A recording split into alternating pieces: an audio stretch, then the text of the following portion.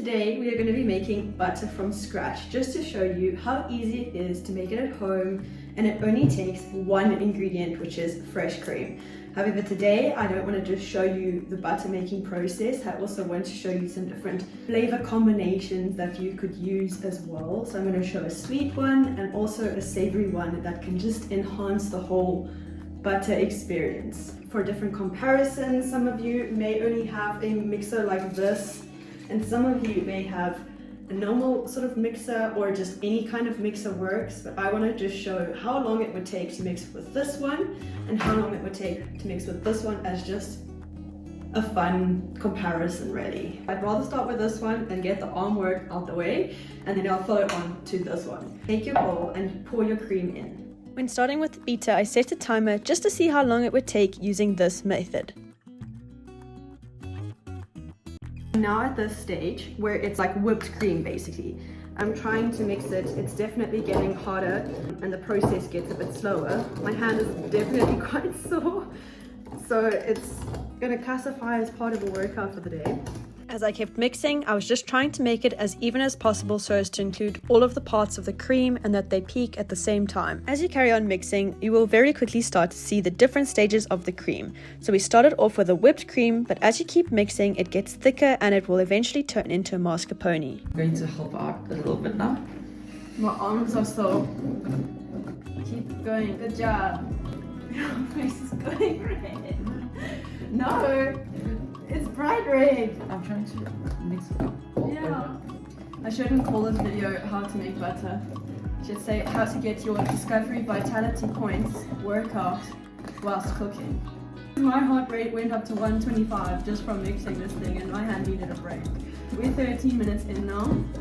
The color will start to go more yellow color, which is essentially the process where the cream is splitting into the butter and the buttermilk. If you see a yellow liquid, then you're nearly complete but not quite there yet, so keep churning until it completely splits. You will now start to see that the liquid remaining is more of a milky color, and this means that the butter is ready to be drained and separated from the buttermilk. Just because I was using a handheld mixer, I didn't quite get to the sides, but I don't want to include that when I'm doing my final thing, so I'm just going to take that off the sides. And yes, it is a Christmas spatula, and no, it's not filmed during Christmas, but I just love Christmas time. So if I'll include anything Christmassy during the year, then I'm happy. To make it last longer, you are going to want to wash it in cold water. Obviously, you want to try and make it as cold as possible. So I've got some ice that I'm adding to the water. And you want to try and make it as cold as possible, obviously, because when you're trying to clean the butter, if your hands are too warm mixed with the water, it's going to melt the butter. By washing the butter, you actually extend its lifetime.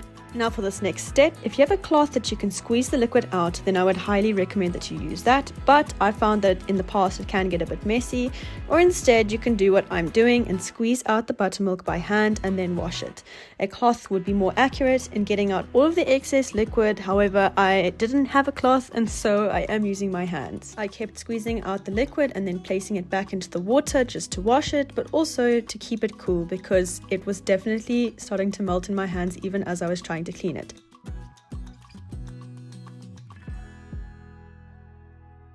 Now that I've done the hand mixed ones, I have washed them and they're just going to sit in the ice water. Don't throw away the buttermilk, instead let's set it aside and we'll use it in another recipe. I've now cleaned the dish, the bowl, just to make it a fair test, and I'm using the same amount of cream, and we're going to use the hand mixer. This will definitely be a lot easier. I won't have as many life regrets as I did. Start.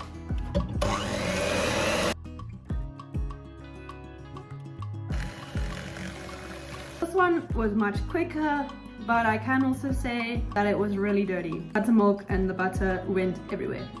I just did the same washing process with the other butter, and I set aside the other batch of buttermilk.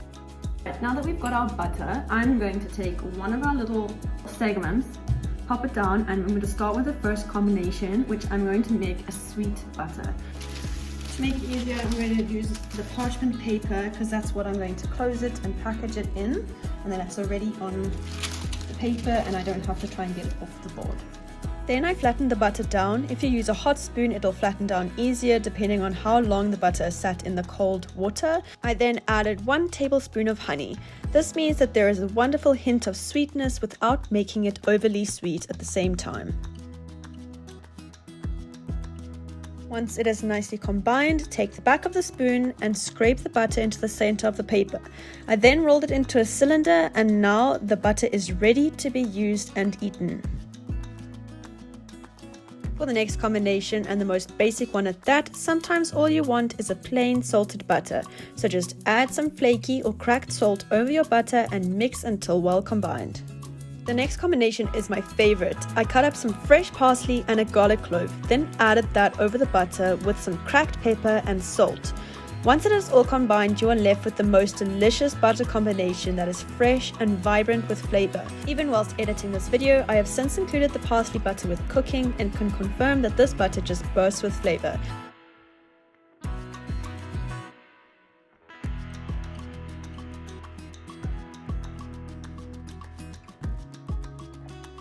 I mean, look how cute they are. There's our one butter, honey butter, salted butter, and this one is our parsley.